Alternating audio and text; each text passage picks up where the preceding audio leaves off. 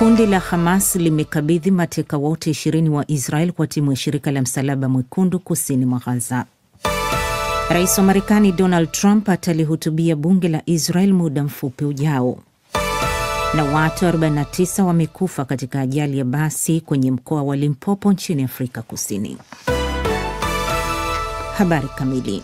Khan Yunis, mamlaka ya Wapalestina. Shirika la habari la umma la Israel limeripoti kwamba kundi la Hamas limekabidhi hivi leo Jumatatu mateka 20 walio hai wa Israel kwa wawakilishi wa shirika la Msalaba Mwekundu katika ukanda wa Gaza. Mateka hao wamekabidhiwa katika makundi mawili na kusafirishwa katika mji wa Khan Yunis kusini mwa ukanda wa Gaza kama sehemu ya makubaliano ya usitishaji vita ambayo wengi wanatarajia yataashiria mwisho wa vita vya miaka miwili vilivyoliharibu kabisa eneo zima la ukanda wa Gaza. Miongoni mwa mateka hao ni wanajeshi na raia, baadhi yao walitekwa katika tamasha la muziki la Nova ambako takriban watu 400 waliuawa. Tel Aviv. Rais wa Marekani Donald Trump ambaye amewasili leo nchini Israel anatarajiwa katika hotuba yake mbele ya bunge la Israel muda mfupi ujao kuipongeza Israel na kuutaja mpango wa kusitisha vita Gaza kuwa mwanzo mpya katika Mashariki ya Kati. Kabla hotuba yake hiyo, Trump alisema Hamas litazingatia mpango wa kuweka chini silaha chini ya makubaliano ya kusitisha vita katika ukanda wa Gaza na kupongeza kuachiliwa kwa mateka wa Israel. Hii ni siku kubwa, ni mwanzo mpya kabisa, na nafikiri kwamba hakujawahi kuona tukio kama hili. Sijawahi kuona kitu kama hiki. Rais huyo wa Marekani baadaye ataelekea Misri kushiriki hafla ya kusainiwa mpango wa amani wa Gaza. Sharm el Sheikh. Viongozi wakuu 19 wa nchi na serikali watahudhuria baadaye leo mkutano wa sherehe ya kusainiwa makubaliano ya amani ya kumaliza vita Gaza katika mji wa kitalii wa Sharm el Sheikh nchini Misri. Rais wa Marekani Donald Trump, Emmanuel Macron na waziri mkuu Keir Starmer wa Uingereza pamoja na katibu mkuu wa Umoja wa Mataifa Antonio Guterres na rais wa Baraza la Ulaya Antonio Costa ni miongoni mwa watakaohudhuria.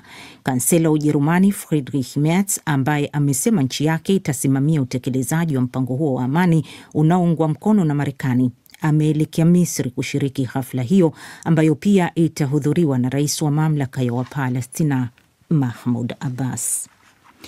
Mnaendelea kuisikiliza taarifa hii ya habari inayowajia moja kwa moja kutoka idhaa Kiswahili ya DW Bonn. Johannesburg. Rais wa Afrika Kusini Cyril Ramaphosa ametoa taarifa leo inayosema kwamba watu takriban 42 wamefariki kwenye ajali hiyo ya basi iliyotokea katika eneo la milimani kaskazini mwa nchi hiyo.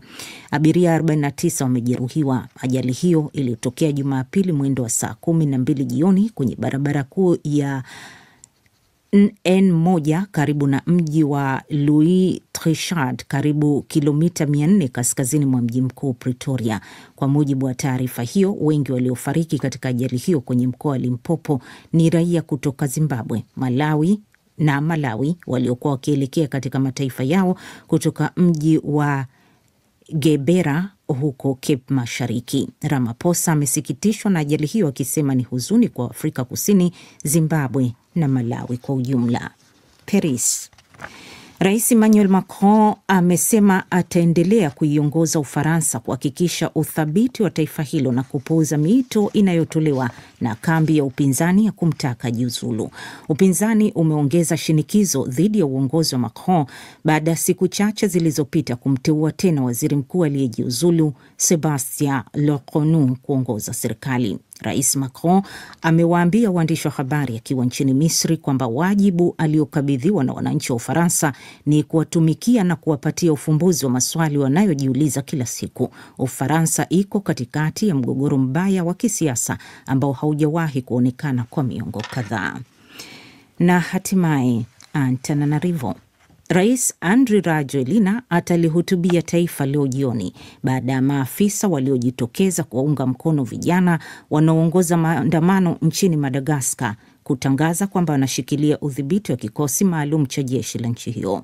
Jana Rais Rajoelina alionya kuhusu jaribio la kufanyika mapinduzi ya kumpokonya madaraka wakati wanajeshi zaidi wakijiunga na maandamano ya vijana. Shirika la habari la Reuters limetangaza leo Jumatatu kwa kunukuu chanzo chake kwamba maafisa wanaounga mkono maandamano ya vijana wakiongozwa na Jenerali Nonos Mbina Mamelison wameshachukua udhibiti wa kikosi cha gendarmerie ambacho awali kilisaidia polisi kuwadhibiti waandamanaji. Umoja wa Afrika umetoa wito wa utulivu na mazungumzo ili kuepusha taifa hilo la kisiwa kuingia kwenye machafuko zaidi. Na huo ndio mwisho wa taarifa hii ya habari kutoka DW Bonn. DW Dunia Yetu Leo Mchana.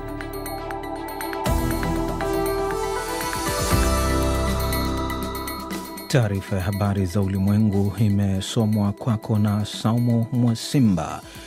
Kundi la Hamas wakabidhi mateka 20 wa Israel kwa shirika la Msalaba Mwekundu. Rais wa Madagascar anajiandaa kulihutubia taifa leo kuhusu hali ya kisiasa na machafuko ambayo yanashuhudiwa katika nchi hiyo na maandamano yakitaka aondoke madarakani. Na raia wa Cameroon wasubiri matokeo ya uchaguzi. Moja kwa moja tuanze na hali huko Mashariki ya Kati. Kundi la wanamgambo la Hamas limekabidhi mateka 20 wa Israel kwa shirika la Msalaba Mwekundu katika makundi mawili tofauti kama sehemu ya makubaliano ya usitishaji mapigano ya Gaza. Wakati huo huo, Rais Donald Trump wa Marekani amewasili nchini Israel kwa ziara itakayomfikisha pia Misri kwa mkutano maalum wa amani wa Gaza. Silvia Mwehozi ametuandalia ripoti ifuatayo. Kwa mujibu wa shirika la utangazaji la umma la Israel, kundi la Hamas limekabidhi mateka wote 20 walio hai kwa shirika la Msalaba Mwekundu, huku kundi la pili la mateka 13 likisafirishwa kuelekea Khan Yunis kusini mwa ukanda wa Gaza.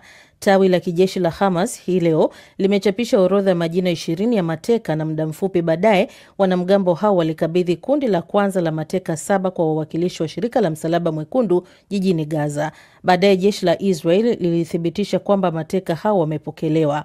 Mmoja wa jamaa wa mateka aliyeachiliwa amesema kuwa nina furaha sana, tena sana. Nafikiri unaweza kuona hapa watu wote. Watu wa Israel wamefurahi sana na kushusha pumzi. Ni asubuhi ya kipekee, na pengine asubuhi itakayobadili namna tulivyozoea kuishi hapa katika nchi yetu. Msemaji wa waziri mkuu wa Israel Benjamin Netanyahu amesema wafungwa wa Kipalestina wataachiwa mara tu Israel itakapothibitisha kwamba mateka wote ambao wanatarajiwa kuachiwa wamevuka mpaka kuingia Israel. Israel haitarajii kupokea miili ya mateka wote waliokufa siku ya Jumatatu. Wakati hayo yakiendelea, rais wa Marekani Donald Trump na rais wa Misri Abdel Fattah al-Sisi wanatarajiwa kuongoza kwa pamoja mkutano wa kilele wa zaidi ya viongozi 20 wa dunia katika mji wa Sharm el-Sheikh nchini Misri. Kiongozi huyo wa Marekani tayari amewasili Israel na alipokelewa uwanja wa ndege na waziri mkuu Netanyahu pamoja na rais wa Israel Isaac Herzog kabla ya kuhutubia bunge la Israel Knesset. Akijibu maswali ya waandishi wa habari wakati akiwa njiani, Trump ameeleza kwamba vita imekwisha na anayo matumaini kwamba makubaliano ya kusitisha vita yatadumu. Hapo jana, wizara ya mambo ya nje ya Misri ilisema kwamba kunatarajiwa kutiwa saini makubaliano ya kihistoria ya kumaliza vita vya Gaza wakati wa mkutano huo wa Misri. Kulingana na vyanzo vitatu vya kidiplomasia, wapatanishi wa Marekani, Misri na Qatar na pengine Uturuki watatia saini nyaraka za dhamana wakati wa mkutano huo. Lakini pande hasimu katika mzozo huo hazitohudhuria mkutano, huku ofisi ya Netanyahu ikisema kwamba hakuna maafisa wa Israel watakaoshiriki kufuatia ripoti za awali kutoka Hamas kwamba haitotuma wawakilishi. Miongoni mwa wanaohudhuria mkutano huo ni katibu mkuu wa Umoja wa Mataifa Antonio Guterres, mfalme wa Jordan Abdullah wa pili, waziri mkuu wa Uingereza Keir Starmer, rais wa Ufaransa Emmanuel Macron na mwenzao wa Uturuki Recep Tayyip Erdogan. Kufuatia makubaliano ya usitishaji vita, misaada ya kiutu imeanza kuelekea Gaza. Zaidi ya malori 200 yaliyobeba misaada, ikiwemo magari 6 ya diesel na 5 yaliyobeba gesi ya kupikia, yalionekana siku ya Jumapili katika kivuko cha Kerem Shalom. Wakati huo pia maelfu ya Wapalestina walionekana mwishoni mwa juma wakirejea katika jiji la Gaza lililoharibiwa vibaya, huku shirika la ulinzi wa kiraia linalofanya kazi chini ya mamlaka ya Hamas likisema kwamba zaidi ya watu 500,000 wamerejea kufikia Jumamosi jioni. Rais wa Madagascar Andry Rajoelina atalihutubia taifa baadaye hii leo, huku waandamanaji wakiongeza shinikizo la kumtaka ajiuzulu, na wanajeshi wanaowaunga mkono wamesema wamelidhibiti taifa. Hawa Bihoga na taarifa zaidi. Rais Rajoelina amesema nchini mwake jaribio la kutaka kupora mamlaka linaendelea, na ameonya kuwa kitendo hicho ni kinyume cha sheria. Kwa mujibu wa taarifa iliyotolewa na Ikulu, Rais Rajoelina atalihutubia taifa majira ya saa 1 jioni kwa saa za nchini humo, huku kukiwa na uvumi kwamba amekimbia nchi, ingawa serikali yake imekanusha na kusema kuwa kiongozi huyo bado yuko Madagascar na anaendelea kusimamia shughuli za taifa. Mujibu wa shirika la habari la Reuters, mapema leo Jumatatu, maafisa wanaounga mkono waandamanaji tayari wamechukua udhibiti wa kikosi maalum cha usalama ambacho awali kilikuwa kikisaidiana na polisi kuwadhibiti waandamanaji. Jenerali Nonos Mbina Memalisone ameteuliwa kuwa mkuu mpya wa kikosi maalum cha usalama, akichukua nafasi ya Jenerali Jean Habeti Rakotomalala. Ametoa amri ya kusitishwa kwa matumizi ya nguvu dhidi ya waandamanaji. Matumizi yote ya nguvu yatasitishwa kuanzia sasa. Wananchi wanafanya kazi kwa manufaa ya wengi na si kundi la wachache. Kwa mara ya kwanza, kikosi cha Kapsat ambacho kilimsaidia Rais Rajoelina kuingia madarakani mwaka 2009 kilikataa kufuata amri ya kufyatulia risasi maandamano ya vijana wa Gen Z. Umoja wa Afrika umetoa wito wa utulivu na mazungumzo ili kuepusha taifa hilo la kisiwani kuingia kwenye machafuko zaidi. Maandamano hayo ambayo awali yalionekana kana kwamba ni malalamika wananchi ya kawaida yaligeuka na kuwa changamoto kubwa katika utawala wa Rais Rajoelina tangu kuchaguliwa tena mwaka 2023. Kwa mujibu wa Umoja wa Mataifa, takribani watu 22 waliuawa katika siku za mwanzo za maandamano hayo, wengine kwa nguvu ya vikosi vya usalama na wengine kutokana na vurugu zilizochochewa na magenge ya wahalifu na waporaji wanaonufaika na machafuko hayo. Hata hivyo, Rais Rajoelina amepinga idadi hiyo, akisema kwamba vifo 12 pekee vimethibitishwa na wote walikuwa wahalifu. Bahari Situma. DW tunavuma kwa kishindo. Na msikilizaji, bado unaendelea kutusikiliza moja kwa moja kutoka hapa Bonn, ikiwa hivi sasa ni saa 7:13 Afrika Mashariki. Tuelekee huko nchini Tanzania. Katika nyanja ya uchumi wa bluu, kutoka kwa wavuvi wa Kizimkazi hadi wafugaji wa mwani kisiwani Pemba, wanawake na vijana ndio wanaoguswa maisha yao moja kwa moja.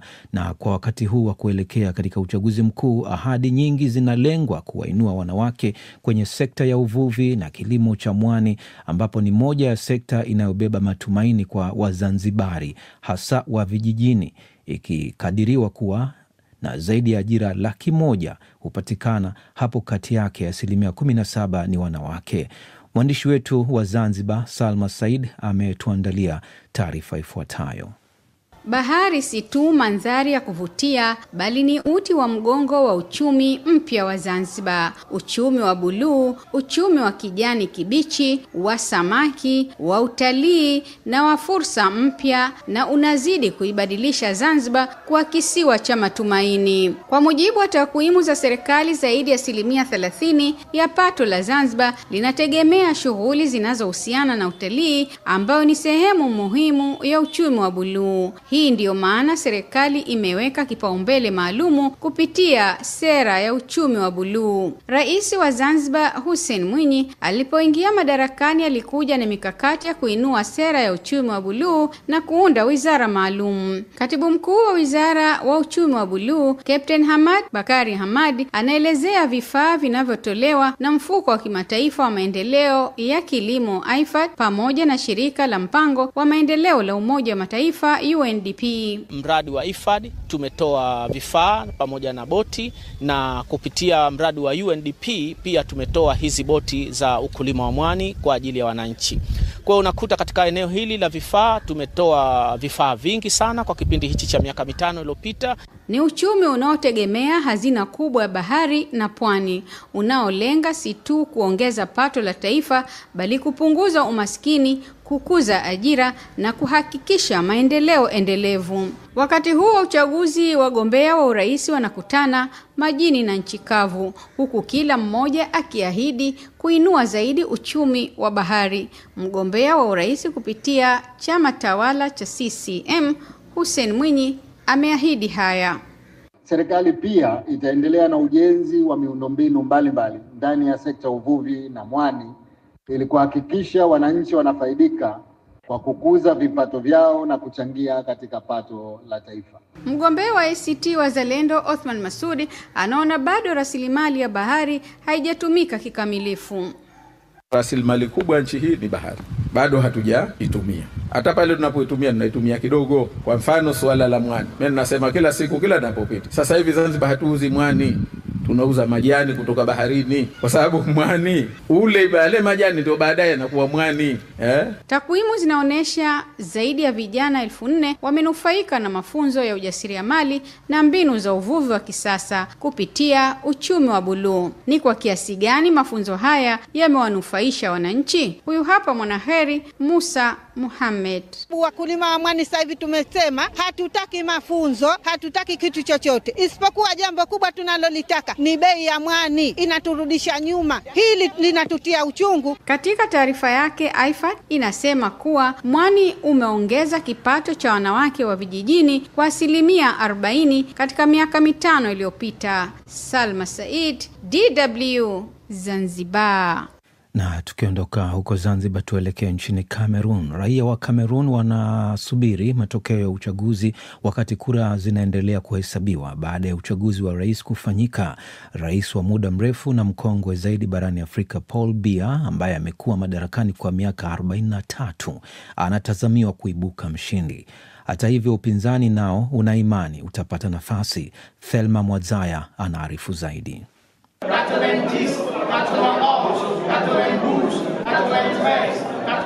Raia wa Kamerun wasiopungua milioni 8 walisajiliwa kupiga kura kwenye uchaguzi mkuu huu wa mwanzo wa wiki. Matokeo yanatarajiwa kutangazwa rasmi katika muda wa siku 15 na hakuna matokeo ya mwanzo wala uchaguzi wa marudio. Wapinzani wakuu wa Rais Paul Biya ni pamoja na msemaji wa serikali wa zamani Issa Chiroma Bakari aliye na umri wa miaka 76 ambaye amepata uungwaji mkono mkubwa. Wafuasi wake wanashinikiza mageuzi ya uongozi na wanaungwa mkono na baadhi ya vyama vya upinzani na makundi ya kiraia. Kwa mujibu wa waandishi wa habari wa shirika la AFP, shughuli ya kupiga kura ilipita salama bila vituko kuripotiwa. Clement Jikeu ni mhadhiri aliyestaafu na anatiwa wasiwasi na jinsi mchakato wa kuhesabu kura unavyoendelea. Ninajivunia, naona fahari, kila kitu kimekwenda vizuri. Hata hivyo, kinachonitia wasiwasi ni ukusanyaji wa matokeo kwenye nyaraka rasmi. Hapo ndipo udanganyifu hutokea, hapo ndipo utakapofanyika. Na waomba vijana walio nyuma yangu kuilinda kura hii na kuitetea kabisa.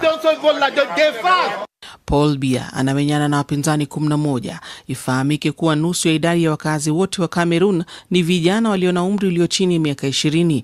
Alipopiga kura yake mtaani Bastos, karibu na makazi rasmi ya rais, Paul Biya aliwaeleza waandishi wa habari kuwa hakuna kilichobayana, ni bora kusubiri matokeo na jina la mshindi rasmi. Biya alifutilia mbali mwaka 2008 ukomo wa muhula wa rais na kuiongoza nchi kwa mkono wa chuma. Mfumo wa uchaguzi uliopo unampa ushindi mgombea atakayepata kura nyingi zaidi, hata ikiwa hana wingi wa uwakilishi na hakuna marudio. Mashirika ya kutetea haki za binadamu likiwemo la Human Rights Watch yameutia doa uchaguzi huo, kwani mgombea mmoja, Maurice Kamto wa upinzani, alipigwa marufuku kushiriki. Biya ndiye rais wa pili wa Cameroon tangu jinyakulia uhuru wake kutoka kwa Ufaransa mwaka 1960. Serikali kwa upande wake iliridhia waangalizi 55,000 wa ndani na kimataifa kusimamia uchaguzi huo, wakiwemo wawakilishi wa Umoja wa Afrika. Hali ya kisiasa huko nchini Cameroon kadri raia wanavyoendelea kusubiri matokeo ya uchaguzi. Wanasayansi wanasema dunia imefikia hatua hatari ya mabadiliko ya tabia nchi mapema kuliko walivyotarajia. Ripoti mpya imeonyesha kwamba matumbawe ya baharini ambayo ni muhimu kwa maisha ya viumbe wa majini sasa yanakufa kwa kasi kubwa, na hali hiyo huenda isiweze kurekebishwa tena. Idi Sesanga ameandaa taarifa ifuatayo. Ripoti ya chuo kikuu cha Exeter imesema joto la bahari limeongezeka kupita kiwango cha matumbawe kustahimili. Hali hii imesababisha matumbawe kupoteza rangi yake kutokana na joto kali ambalo limeathiri zaidi ya 80% ya miamba ya matumbawe duniani. Kulingana na ripoti hiyo, dunia tayari imevuka kiwango cha ongezeko la joto la nyuzi 1.4 za Celsius, na hilo linachochea wimbi kubwa la vifo vya matumbawe katika bahari zote kuu duniani. Wanasayansi wanasema hatua hii ndiyo mabadiliko makubwa ya kwanza duniani, ambapo mfumo wa asili unabadilika kwa namna isiyoweza kurekebishika. Tim Lenton ni mkurugenzi wa taasisi ya mifumo ya dunia katika chuo kikuu cha Exeter. Tumeshuhudia tukio kubwa lisilo kifani la kufifia kwa matumbawe likigusa karibu 80% ya miamba yote ya kitropiki duniani. Na hilo lilithibitisha hitimisho letu kwamba kiwango cha joto cha mwisho kwa matumbawe yumkini kilikuwa chini ya nyuzi joto 1.5 za Celsius. Matumbawe yana umuhimu mkubwa, yanafanya kazi kama ngao za pwani dhidi ya mawimbi makubwa, hutoa makazi kwa viumbe wa baharini na kusaidia mamilioni ya watu wanaotegemea uvuvi na utalii. Lakini sasa wanasayansi wanasema iwapo joto la bahari halitashuka, matumbawe mengi yataendelea kufa na kuacha mifumo ya baharini katika hali dhaifu. Kwa mujibu wa taasisi ya usimamizi wa bahari na anga hewa ya Marekani NOAA, bado kuna njia ya kusaidia kurejesha baadhi ya maeneo kwa kupanda matumbawe yaliyokuzwa kwenye maabara na kuyapandikiza tena baharini. Hata hivyo, njia hii ni ya muda mfupi tu ikiwa tatizo la joto duniani halitashughulikiwa. Ripoti hiyo pia inaonya kuwa mifumo mingine muhimu duniani iko hatarini, ikiwemo msitu wa Amazon na barafu za Greenland na Antarctica ambazo zinaweza kuyeyuka kwa kasi zaidi kuliko ilivyodhaniwa awali. Kwa miaka 25 iliyopita, kadri sayansi inavyozidi kutathmini hatari za hali ya hewa, ndivyo hatari hizo zinavyoonekana kuwa kubwa, kwa maana ya kwamba hali joto ambayo tunafikiri viwango vya mwisho vinaweza kuvukwa vinazidi kushuka. Kadri tunapopandisha joto na kutafiti madhara yake yatakuwa kiasi gani zaidi, tunafichua sababu zaidi za kutia wasiwasi. Wanasayansi wanasema dunia iko njiani kuelekea ongezeko la nyuzi 3 za joto kufikia mwishoni mwa karne hii ikiwa hatua hazitachukuliwa. Ongezeko hilo litamaanisha si tu kupotea kwa matumbawe, bali pia ukame, mafuriko na kuporomoka kwa mifumo ya asili. Hata hivyo, kuna dalili chanya. Ripoti hiyo inasema nishati mbadala kama jua na upepo sasa inazalisha umeme mwingi kuliko makaa ya mawe kwa mara ya kwanza duniani. Tim Lenton anasema bado kuna matumaini endapo serikali zitachukua hatua za haraka kupunguza hewa ya ukaa, na kwamba dunia inaweza bado kubadilisha mwelekeo wake kuelekea mustakabali salama.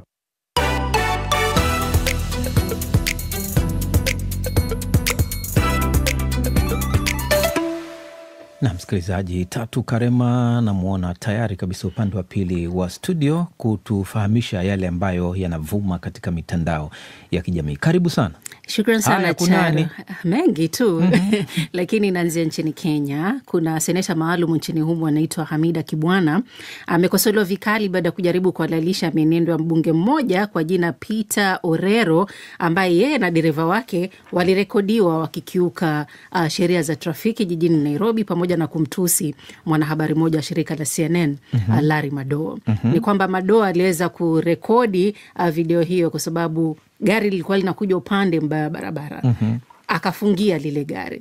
Sasa katika ile hali ya kulifungia, wakaanza kumrushia maneno, kumwambia takataka, rekodi basi pelekea rais, vitu kama hivyo. Kwa hivyo yeye alirekodi na kweli akapeleka, akasambaza mitandaoni na pia katika vyombo vingine vya habari. Gari lilikuwa linakwenda upande wa kulia. Maanake Kenya wanasema ni drive left, si ndio? Upande wa kushoto. Yeye ana drive right kama Ujerumani. Lakini sasa wajua mara nyingi watu hawakosi kufosi watetezi wao. Ndio. Sasa seneta huyu akaona heri ajaribu kutetea mwenzake. Sasa jaribio lake hili limeibua hisia kali mtandaoni baada ya kusema kuwa tabia ya mbunge huyo ilionyesha maisha yenye shughuli nyingi za kisiasa. Na anataka kunukuu hapa.